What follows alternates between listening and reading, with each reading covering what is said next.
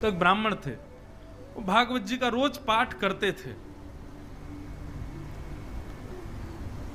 घर वालों ने उनका व्यापार चालू करवा दिया, वो भी ठप हो गया। उनको नौकरी में लगा दिया, वहां से भी छोड़ छाड़ के आ गए। क्यों? उनको संसार की किसी भी क्रिया में आनंद आता है, वो केवल भागवत ही पढ़ते रहते थे। बस भागवत करवा लो, कितनी हो सके भागवत पढ़वा लो, भागवत का पाठ करवा लो। इतने इतने रसिक हो गए थे भागवत के। तो किसी पड़ोसी ने आकर के कान भर दिए, बोले इसका ब्याह करा दो, पत्नी आएगी, अकल ठिकाने आ जाएगी। ब्याह दो ही स्थितियों में ही होता है, या तो लड़का योग्य बन जाए तो सब पीछे पड़ जाते हैं इसका ब्याह कराओ, और या बिल्कुल ही अयोग्य हो तब सब पीछे पड़ जाते हैं इसका ब्याह कराओ, पत्नी आएगी, अकल ठिकाने। सहमत है कि नहीं बात से? तीसरा कोई उपाय हो तो मैंने अनुभव किया नहीं, ये दो मेरे अनुभव के हैं इसलिए बता रहा हूं। या तो बालक योग्य हो जाए तो पीछे पड़ जाएंगे इसका ब्याह कराओ, और या बिल्कुल ही अयोग्य हो तब पीछे पड़ेंगे इसका ब्याह कराओ, पत्नी आएगी, इसकी अकल ठिकाने आ जाएगी। तो ठीक वैसे ही वो ब्राह्मण देवता पूरे दिन पाठ करते थे। पड़ोसियों ने आकर के घर वालों का इसका ब्याह करा दो, पत्नी आएगी, अपने आप पत्नी को प्रसन्न करने के लिए, बालकों को सुख सुविधा के लिए कर्म करना पड़ेगा, फिर तो करेगा कहीं व्यापार। ब्याह हो गया, लेकिन ब्याह के बाद भी उनकी स्थिति बदली नहीं। वो भागवत जी पढ़ते रहते थे, भागवत जी का पाठ करते रहते थे। 2-4 साल तक पत्नी ने सहा, कुछ दिन कहा, पत्नी ने कहा ये तो मानेंगे नहीं, अब घर चलाने के लिए कुछ तो करना, तो मैं ही करती हूं। तो 2-4 घरों में जाके रोटी बनाती थी, उनकी पत्नी ये काम करती थी। पूरे दिन बेचारी लगी रहती, रात्रि में आकर के घर में बैठती, भोजन बनाती, दोनों पति पत्नी पाते। 2 बालक भी हो गए, उनको भी विद्यालय में फीस वीस देना, जो भी करना सब पत्नी करती थी।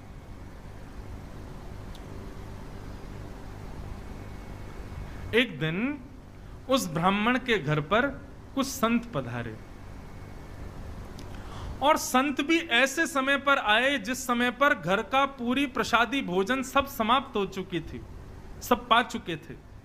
प्राचीन काल में, प्राचीन भारत में संतों को घर में आने के लिए अनुमति नहीं लेनी पड़ती थी। संत जब जिसके यहां जाना चाहे पहुंच जाते थे, और जिनके घर पहुंचते थे वो अपने धनभाग्य मान करके उनको भोजन वगैरह पवाते थे, खुद छत पे सोते थे, उनको कमरों में सुलाते थे। ये प्राचीन भारत था, अब का भारत नहीं है। अब तो संत पहुंच जाएं, फोन करें, अरे भैया हम तुम्हारे नगर में आए, बोले हम तो सब बाहर हैं, छुट्टी मनाने गए महाराज जी, आपको पहले बताना चाहिए था, 1 हफ्ता पहले फोन करते तो हम करते कोई व्यवस्था। अब आप एंड टाइम पे फोन करोगे, हम भी कोई फ्री थोड़ी बैठे हैं।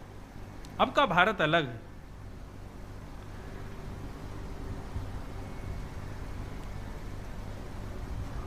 संत आ गए, और संत आकर के सीधे आसन पर बैठ गए, बोले बिटिया लाओ कुछ प्रसादी पवाओ। अब प्रसादी तो कुछ थी नहीं, और कभी रसोई में जाए, कभी कहीं जाए, कभी कुछ करे, कभी कुछ करे, कोई योग्य कुछ भी साधन नहीं मिला। बार बार बिटिया को इधर से उधर भागते देख संत समझ गए कि हम गलत समय पे आ गए हैं, यहाँ पे अभी कोई व्यवस्था है नहीं। संत उठ गए, उठ करके बोले बिटिया महादेव की इच्छा होगी तो फिर कभी आएंगे, हाँ अभी चलते हैं। और प्रणाम करके सब चले गए। ब्राह्मण की पत्नी बहुत निराश हो गई। क्यों?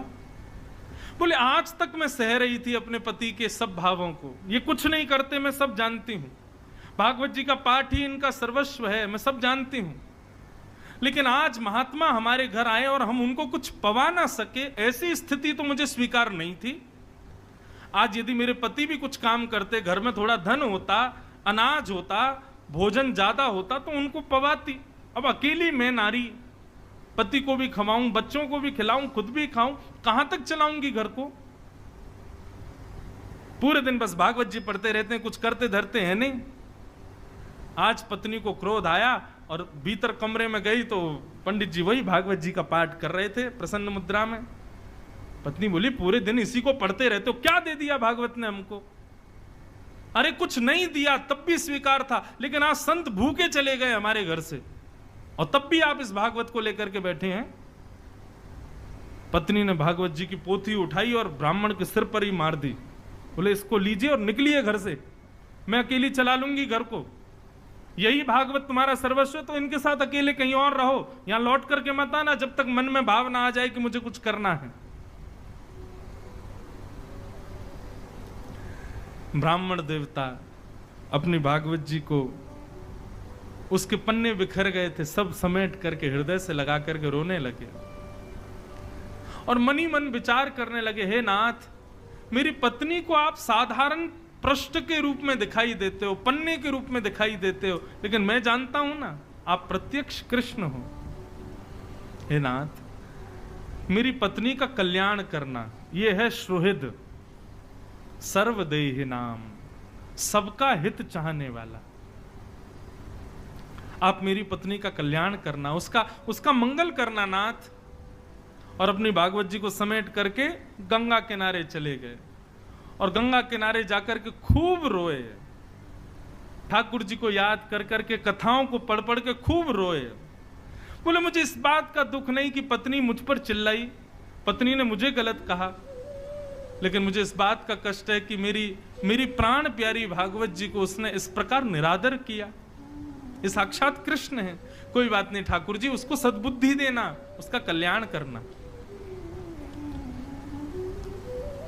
इतनी सहनशीलता, इतना समत्व और इतनी सुहृदता को देख करके ठाकुर जी रह नहीं पाए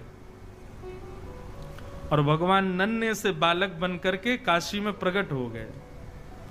ऊंची धोती पहनी, सिर पर स्वाफा बांधा, स्वाफा बांध करके एक टोकरी को अपने सिर पर धारण करके ठाकुर जी बनारस की गलियों में घूम रहे हैं और घूमते घूमते उस ब्राह्मण के घर पहुंच गए। गेट खटखटाया, ब्राह्मणी ने गेट खोला। नन्हा सा बालक, बड़ा प्यारा सा, सिर पर टोकरी लेकर के आया है। ठाकुर जी भीतर प्रवेश कर, ब्राह्मणी बोली कहां चले आ रहे हो, कौन हो भैया, क्या हो, कहां से आए हो और ये सब क्या टोकरी में? ठाकुर जी कुछ नहीं बोले, मौन, मुस्कुरा रहे हैं बस। टोकरी को नीचे रख दिया, कपड़े से ढकी हुई थी। लौटने लगे तो ब्राह्मणी ने हाथ पकड़ा, बोले अरे कहीं भी चले आए, कुछ भी रख गए, कौन हो, क्या हो, बताओ तो। ठाकुर जी ने इशारा किया, गूंगे हैं, बोलना नहीं आता, इशारा करने लगे। ब्राह्मण बोली अच्छा गूंगे हो? ठाकुर जी बोले गूंगे, लिखना तो आता होगा? ठाकुर जी बोले लाओ लिख के बताते हैं। तो ठाकुर जी ने उसमें कुछ लिखा और लिख करके पन्ना बंद करके उसको दे दिया, चले गए।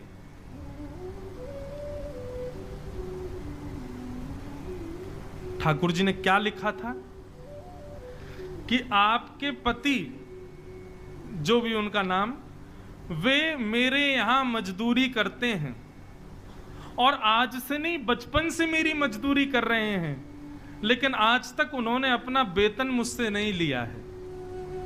आज तक उन्होंने अपना जो उनकी मजदूरी होनी चाहिए वो उन्होंने मुझसे ली नहीं है।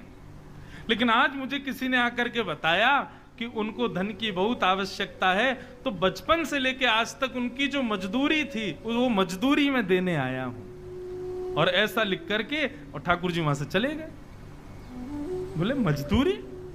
जैसे ही कपड़ा हटाया तो उस डलिया में सोने, चांदी, हीरे, जवाहरात, सबसे भरी हुई लबालब वो डलिया, ऐसी ऐसी मणियां, जो मणियां विश्व में देखने को नहीं मिलती, वो सब उसमें रखी थी। पत्नी मन में सोचने लगी, अरे मैं तो बेवजह गुस्सा हो रही थी, मेरे पति तो छुपा रुस्तम हैं, छुप छुप करके कहीं जाकर के मजदूरी करते थे, मुझे बताया भी नहीं। हो सकता है मैं घरों में रोटी बनाने जाती होंगी, उस समय चले जाते होंगे, और बताओ देखो मुझे बताया नहीं। आज इतना धन, अरे हम तो करोड़पति हो गए, हम तो खरबपति हो गए, मैंने भी बेवजह अपने पति पर गुस्सा किया। बालकों को भेज दिया, जाओ पिताजी जहां मिले उनको बुला लाओ। बालक गए तो पिताजी गंगा के किनारे बैठे रो रहे थे। पिताजी पिताजी, माँ ने आपको घर बुलाया है, चलो।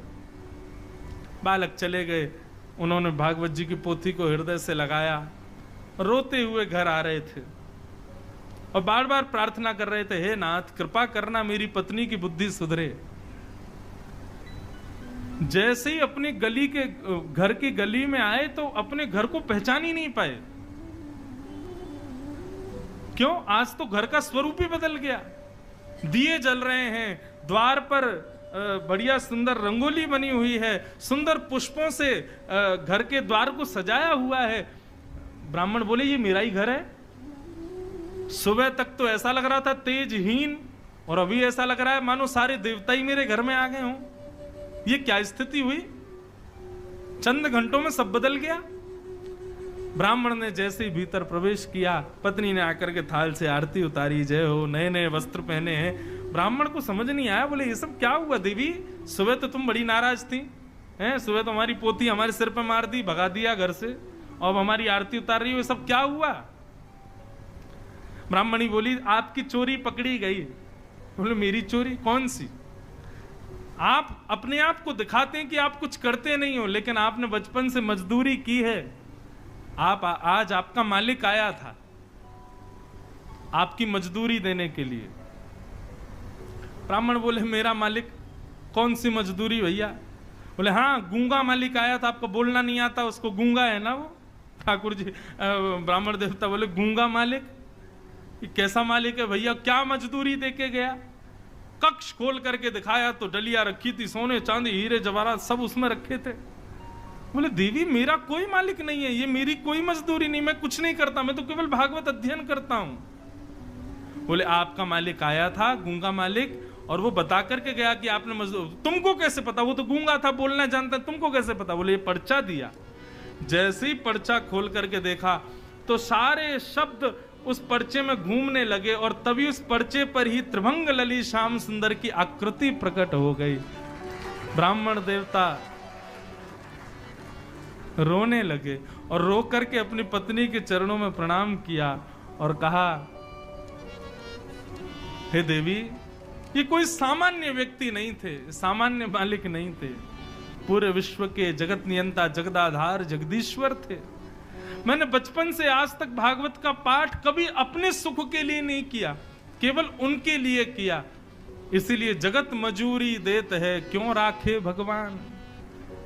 जग को सब मजदूरी देते हैं, मेरी मजदूरी देने आज श्याम सुंदर आए थे, वही आकर के सब दे करके गए।